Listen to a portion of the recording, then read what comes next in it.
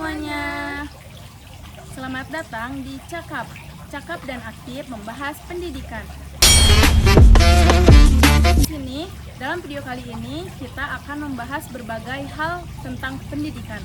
Dimulai dari isu yang sedang diperbincangkan, tantangan dalam belajar, dan cara pandang kita agar lebih mendapat banyak wawasan.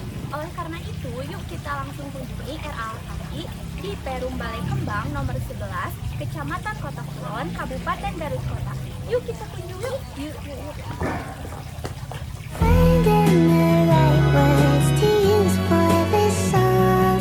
I have you in mind, so it won't take so long.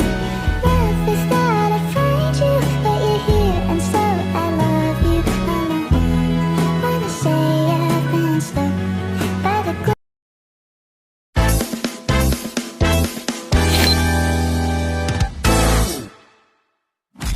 Assalamualaikum warahmatullahi wabarakatuh. Halo semuanya, selamat datang di Cakap. Cakap dan Aktif membahas seputar pendidikan bersama saya Audina Zahra Dan saya Rima Aprianti. serta teman saya yang sedang bertugas di belakang layar menjadi kameramen yaitu Tiara. Bersama narasumber kita saat ini adalah Ibu Resna Mulyawati. Ya, di sini kita akan membahas seputar pendidikan mulai dari perkembangan moral, perkembangan bahasa, anak berkebutuhan khusus dan lain sebagainya. Dilanjut oleh Rima, silakan. Nah, untuk pertanyaan pertama akan didasari oleh perkembangan anak. Nah, menurut Ibu, apakah pengaruh lingkungan keluarga sangat mempunyai pengaruh besar gitu untuk perkembangan anak, baik secara emosional maupun secara fisik? Ya, sangat berpengaruh karena lingkungan keluarga adalah fondasi utama untuk perkembangan seorang anak. Perkembangan emosi dan perkembangan fisik anak itu tidak bisa dipisahkan. Keduanya berjalan bersamaan. Kemudian perkembangan lingkungan, pengaruh lingkungan keluarga bagi perkembangan fisik anak dan emosional anak itu sangat berpengaruh. Karena kalau kita bisa membandingkan gitu, anak yang ketika dibesarkan dari lingkungan yang penuh kasih sayang, minim konflik, itu akan tumbuh dengan perkembangan yang sangat baik. Beda dengan anak yang di latar belakangnya keluarga yang penuh konflik, perceraian, itu akan perkembangannya akan berkurang, menurun gitu, seperti itu. Selanjutnya ada pertanyaan kedua.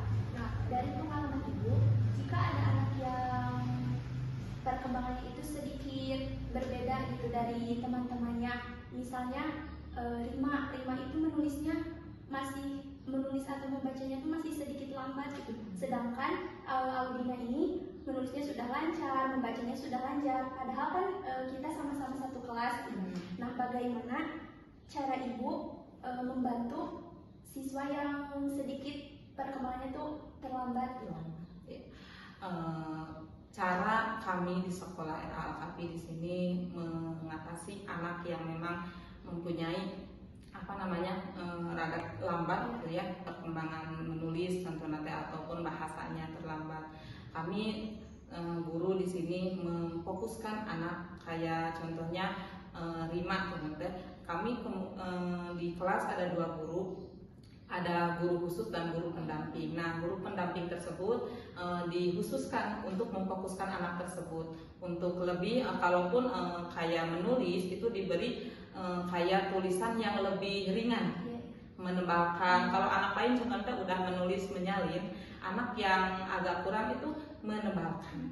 Cukup seperti itu, tidak memberikan tugas yang lebih berat, kemudian lagi didampingi khusus gitu, tidak dibiarkan mengerjakan sendirian seperti itu. Kadang-kadang kan suka ada orang tua yang ambisinya tuh besar gitu, melihat dari pencapaian temannya, misalnya yang tadi Rima nih udah bisa membaca, menulis gitu, sedangkan Audina dulu masih tertinggal gitu. Nah, bagaimana sikap Ibu menghadapi orang tua yang ambisinya tuh besar? Kadang kan suka ada yang komplain sama Ibu gitu. Bagaimana cara Ibu menghadapi orang tua tersebut? Cara kami menghadapi orang tua yang terlalu ambisius, ingin anaknya itu kayak perkembangannya cepat, ingin kayak seperti orang lain. Yang pertama memang pendekatan dulu, dikasih penjelasan kepada orang tua tersebut kalau anak itu semuanya hebat, semuanya itu pintar, cuman memang perkembangannya saja yang berbeda. Ada anak yang memang menulisnya sudah bisa, tapi kayak motorik kasarnya, larinya lambat. Ada anak yang aktif, dia teh bisa memanjat, bisa lari, bisa kayak udah berjalan di papan titian dan lain sebagainya, terus tepauran katanya. Tapi menulisnya agak lambat. Nah, jadi setiap anak itu berbeda-beda.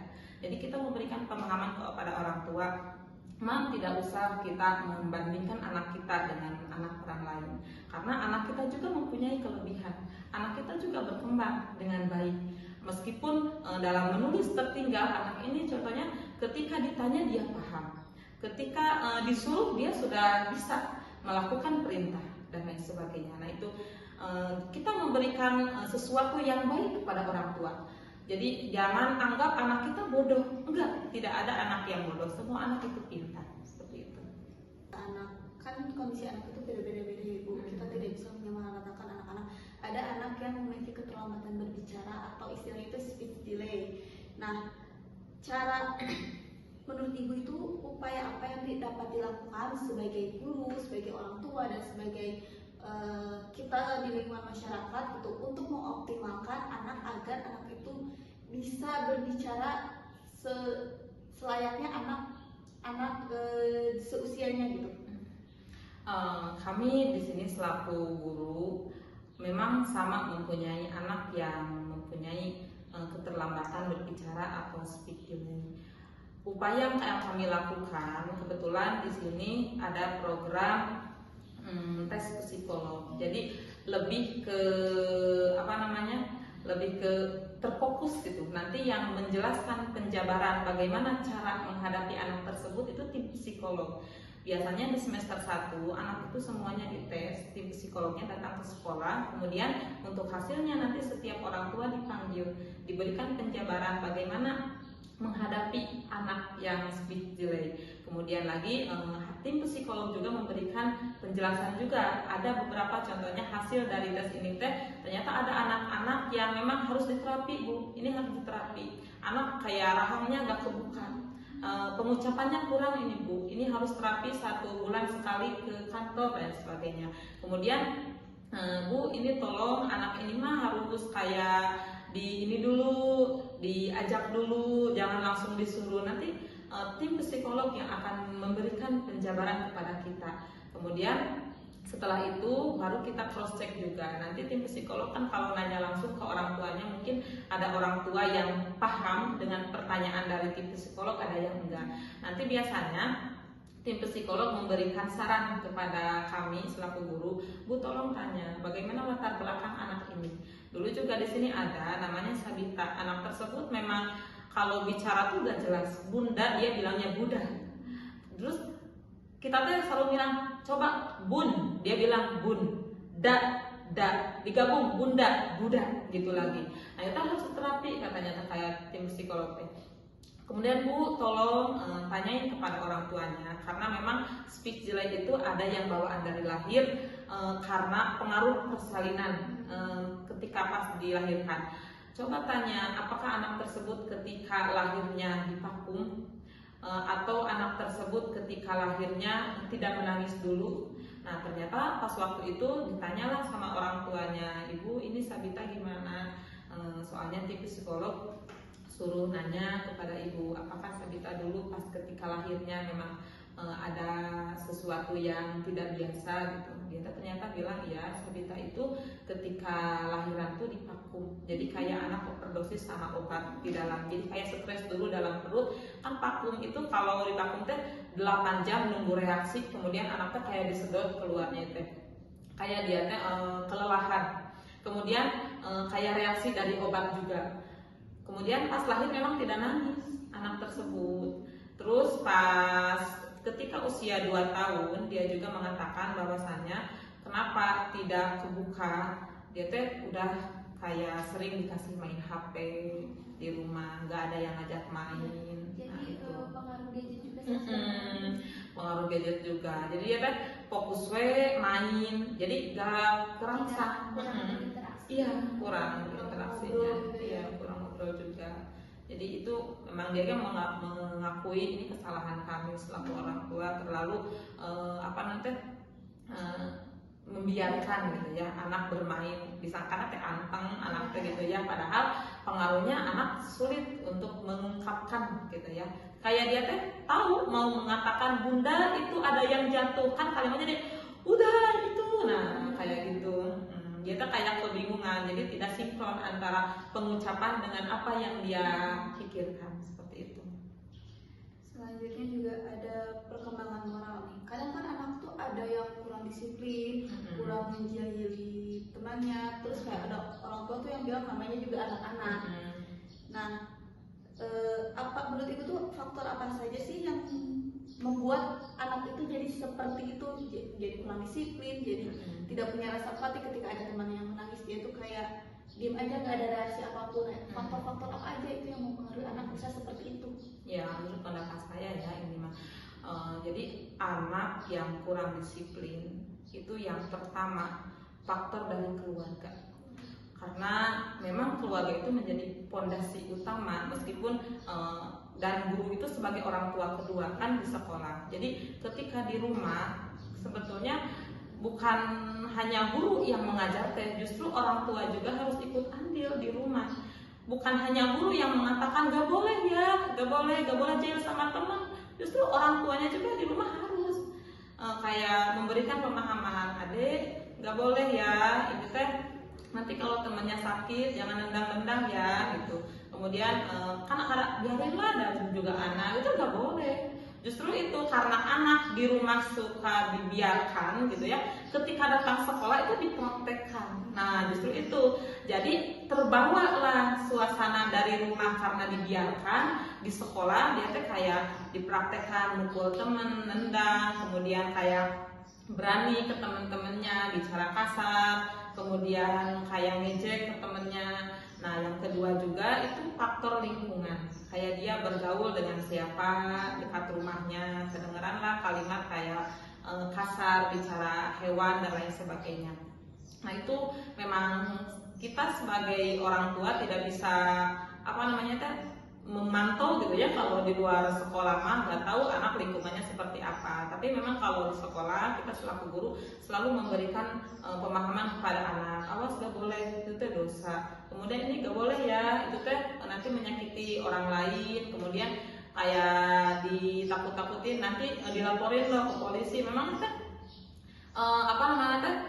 wajib kita lakukan teh, karena kalau gak kayak gitu anak ya, apalagi kalau lingkungan di rumahnya gitu ya, banyak itu anak yang kayak latar belakang keluarga nate kurang terurus, orang tuanya sibuk, anaknya main tinggal sama neneknya, yaitu biasanya faktor keluarga dan faktor lingkungan juga.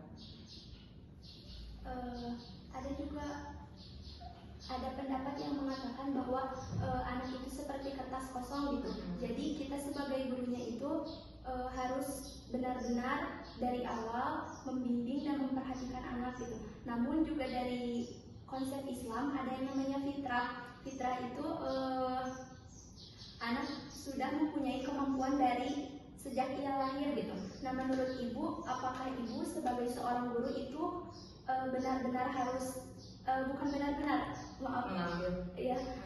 mengambil, membimbing dan mengarahkan anak itu benar-benar dari seperti tadi, dari yang benar-benar polos gitu, apa memang sudah ada bawaan sejak lahirnya?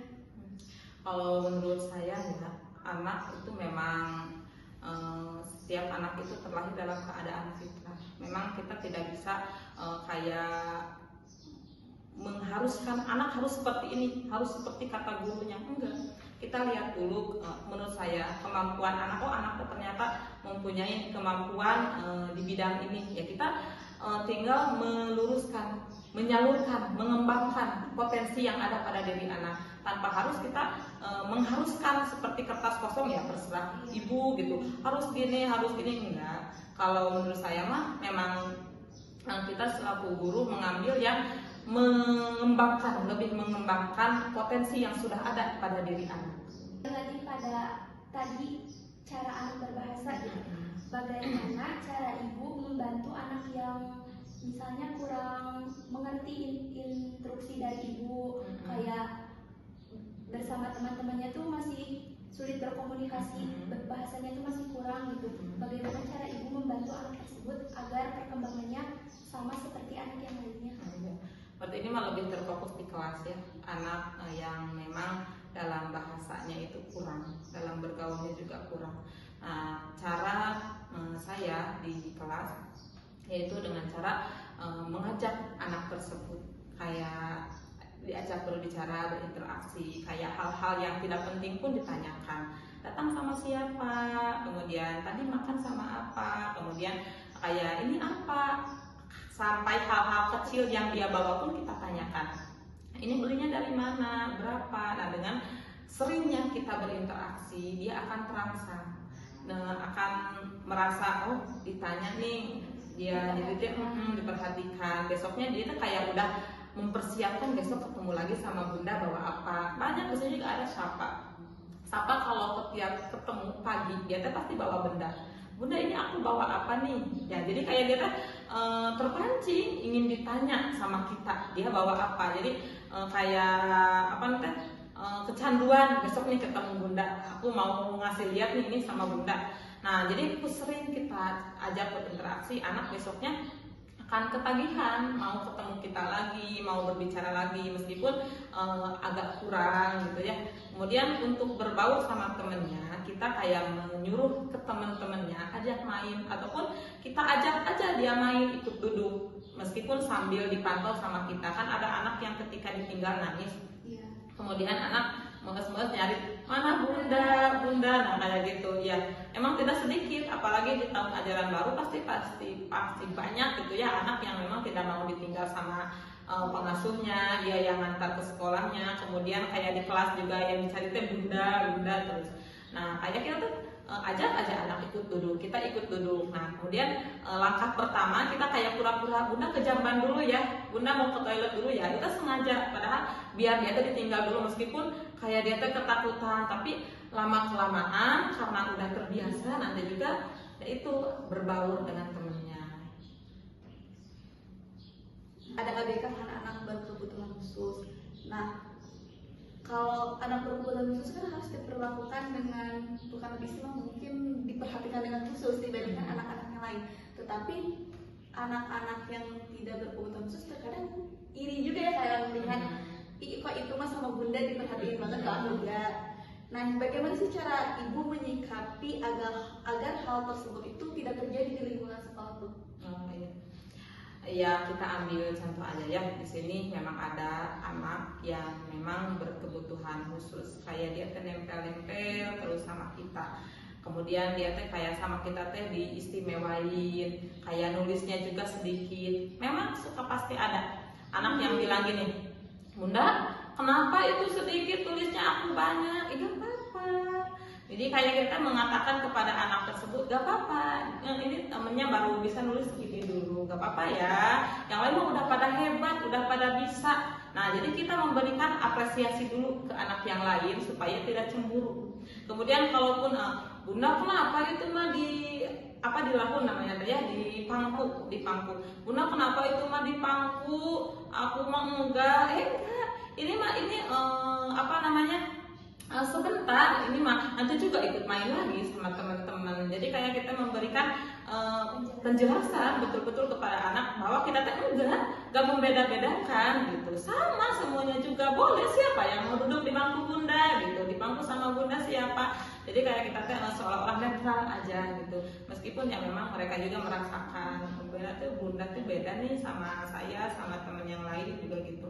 Lalu juga ya Abian juga sama, dia teh kayak itu sih bukan ABK, namun dia kayak aktif, emang termasuk ABK juga ya, anak aktif, hiperaktif, anak hiperaktif. Kayak ketika anak lain tertarik untuk menulis di kelas, dia kan keluar main, dia tertariknya main.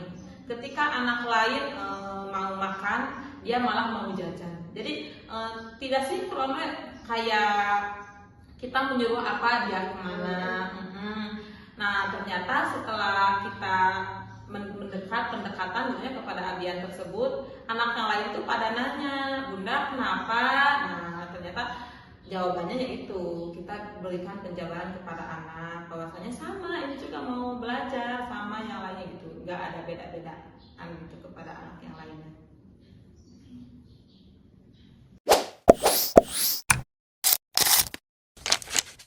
Nah, karena semua pertanyaan sudah dijawab, sebelum kita akhiri podcast Cakap kali ini, aku ada satu pertanyaan lagi untuk Ibu.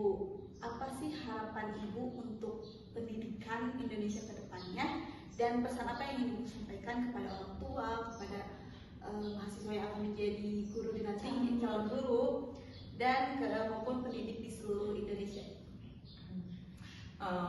Harapan saya selaku pendidik di sini untuk semua guru yang ada di Indonesia tetap bersemangat, tetap mempunyai jiwa bertanggung jawab atas anak-anak kita nanti di masa depan seperti apa. Kemudian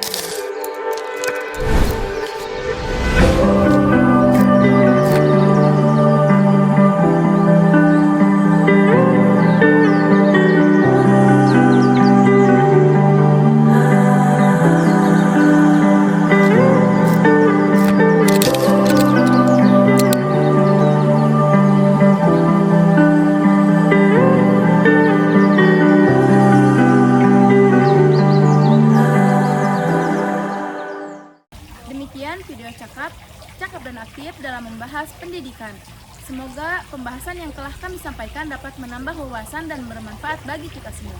Sampai jumpa di episode cakap selanjutnya. Kami ucapkan Terima kasih, salam pendidikan.